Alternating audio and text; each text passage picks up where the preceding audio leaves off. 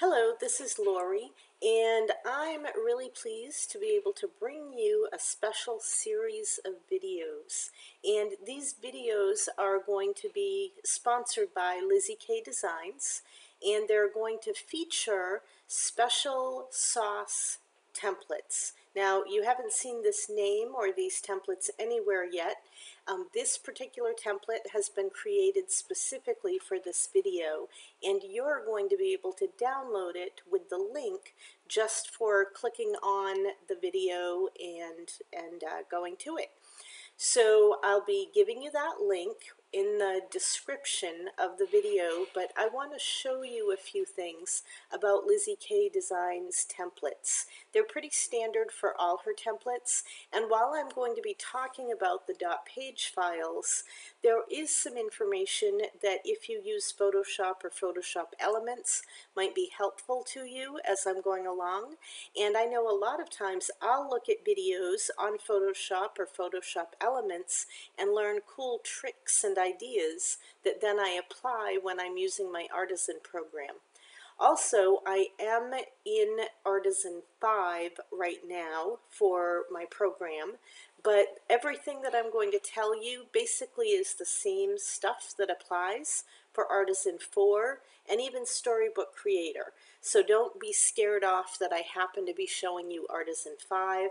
What I'm really showing you is information about the template itself and some of the tools and tricks that I do. First of all, when you look at a LissyKay Designs template, you might notice that there's a shadow, and it's not a typical shadow. And when I say typical, in this program, if we go to Format and we go to our normal shadows, the default goes in the right-hand direction, as if the shadow is pointing to about 5 o'clock or so.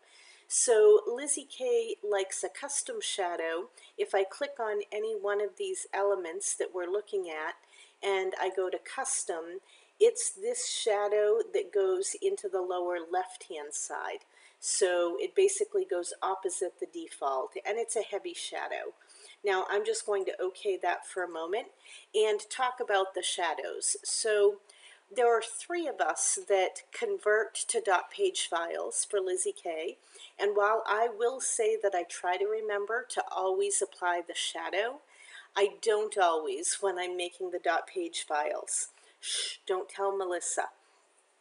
But I do try to, and if I don't, usually it's fairly noticeable down in the preview. You'll be able to see the shadows there, and then afterwards when I look at the template, it'll be like, oops, I meant to put a shadow on that. But of course, shadows are fully customizable for the user, so if you don't want that shadow, or if you want to push it a different way, you can. Another comment is normally journaling really shouldn't be shadowed. It should look like it's part of the paper that it's written or possibly typed on if you're in real life. It shouldn't look like it's popping off. So I try to remember when I put the shadow on to go back and take that shadow off, because normally when I shadow, I just grab everything at the same time and put the shadow on. So if I forget to take it off, you as the user will very likely want to take it off. You'll actually need to take it off on these journaling spots and the titles anyway, because these aren't live. They're flattened pings that you can't type in. You would have to delete them out of there and put in your own title or your own journaling spot. But I just wanted to tell you a little bit about those shadows. Also, sometimes there are stitches, and most of the time a heavy shadow is too much for those stitches.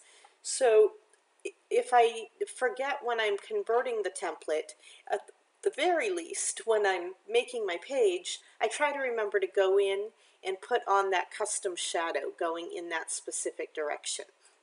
So those are just a few hints and tips. Another comment is you can see this little pennant flag that comes over this way. Normally the way the light hits that, it probably wouldn't go off in that direction. We might want to see it come this way just a bit. So if I go up to the custom shadows, I could choose to turn that to make it a little bit more realistic. So there are many different ways that you can do that, and I know there are many classes that people do and tutorials and even videos out there that people talk about shadows and trying to make the most realistic shadows and really doing a lot of things with custom shadows. This is just very basic information I'm giving you and how those shadows can be adjusted easily for you. Now, a couple of other things about LissyKay templates that I really like is she really likes dots and lines, and I'm loving when she includes the cutouts. And then she does really cool things with her frames, where a lot of them will either inset the photo or pop the photo right up and off. So it gives a lot of depth to the page. As we start filling in some of these papers, we get depth without even really having to plan for it, because the template allows us to do that. Now, another cool little thing is that sometimes if she uses an interesting font, we'll try to list it over here, what the title font is in particular, because I might want to use that font. I might really like it in that space, but if I have no way of knowing what it is, then it's very hard to duplicate that without lots of heartache and going through all my fonts. So knowing what it is, and most of the time they're free ones, so it's very easy to go to a site like dafont.com and to go ahead and get it and download it. Of course, if you do download it, you want to double click on it, install it, and then make sure you close Artisan and open it back up before it will show up. So I've also got the little preview in the corner, which I really like to have, because if I start messing around with things and that preview isn't there, then it's hard for me to remember exactly what I was looking at to begin with that might have inspired me if I kind of got lost along the way changing things around. Now on this template, you can see that if I delete out the title, that really awesome little swoop and those cool little dots are still right there. So I can insert my own title and I can still have a swoop in the dots without having to make those myself. I love that. Love all these little details that help me make my page look really cool really fast. So right now I've got a kit chosen that I want to use. So here's my external hard drive, my DigiKits folder. I'm going to go into my new from January, so that's new for this year. Anything that I purchase or get as freebies this year will start out in this folder, and then as I use it, I'll move it out into my other folders. And this cool kits to use ASAP, that means I'd already had them and I haven't used them, and I really don't want to forget about them and use them as soon as I can. So I'm going to use this Akizo Is This Destiny, and I'll be opening that up.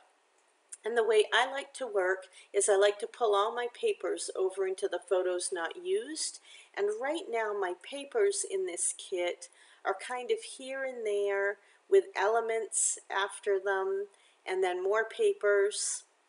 And they're really hard. I'd have to go pick and choose and pick and choose. So I'm just going to go to Details.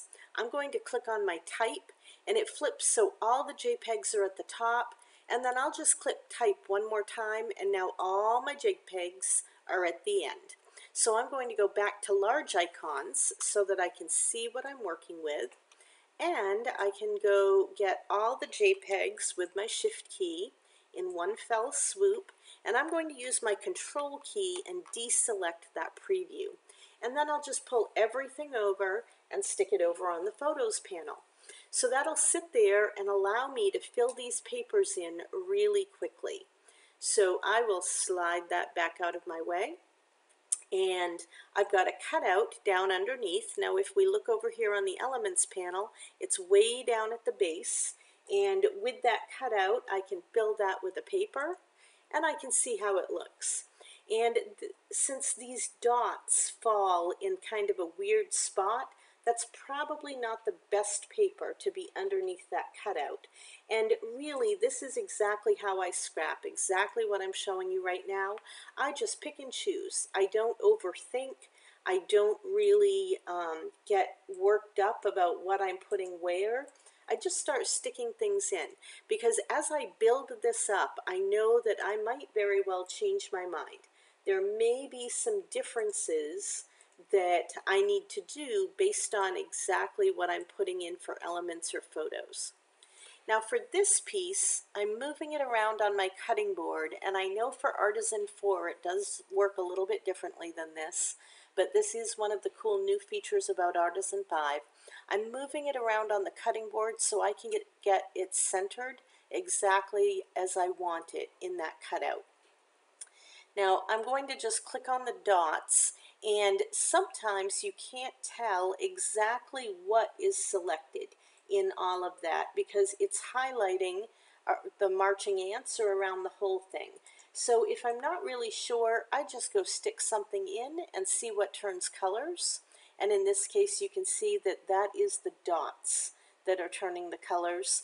Let me go back so that you can see all of those pink dots turned that orange color. And then if I click on these other dots, I can put a different color in there, and we can see that that's the dots and the lines. So I really want to think about that as I'm doing it, because it might make a big difference with the color that I choose to put in on how they show up and what's more, what pops out more. Now also you can see that that's a pretty big shadow for those dots. So I'm going to go get both of those and go to the custom shadow and reduce that shadow a little bit, because I don't necessarily want them popping off the page quite as much as they were. They didn't look very realistic. Another thing that I like very much to do with the dots, and I don't do it all the time, but it is fun to do, is go to the filters, edge, and then on the 3D edge, I like to put on a bit of width and a lot of softness, and we can take a look and see how that looks different. See how now they look like they're little bubbles kind of popped out of the paper a little bit, and I really like that look. I do that a lot. And it might even be really fun to do on the swoop. So I'll change that. I'll go to the 3D edge. I'll just say OK and put the same edge on it. And then let's enlarge that a little bit and take a look at it and see what we think. So you can see that that now has a lot of texture. It does pop off the page a little bit too much. That's not quite a realistic shadow for it. So here we go back to custom. And I'm just going to go get that last shadow that I used. And you can see that looks a lot better. Just a little bit of shadow coming over the top, and I'll OK that. Of course, I'll probably do the exact same thing with those dots as I did on the rest.